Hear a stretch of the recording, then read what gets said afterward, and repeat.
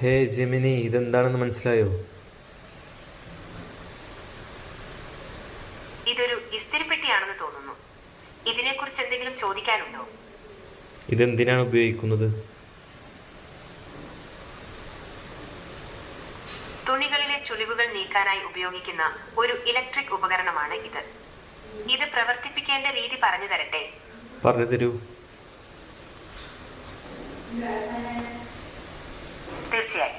ആദ്യം ഇസ്തിരിയിടേണ്ട തുണി തിരഞ്ഞെടുക്കുക. അതിനുശേഷം ഇസ്തിരിപ്പെട്ടി ഒരു ഇലക്ട്രിക്കൽ ഔട്ട്ലെറ്റിലേക്ക് പ്ലഗ് ചെയ്യുക.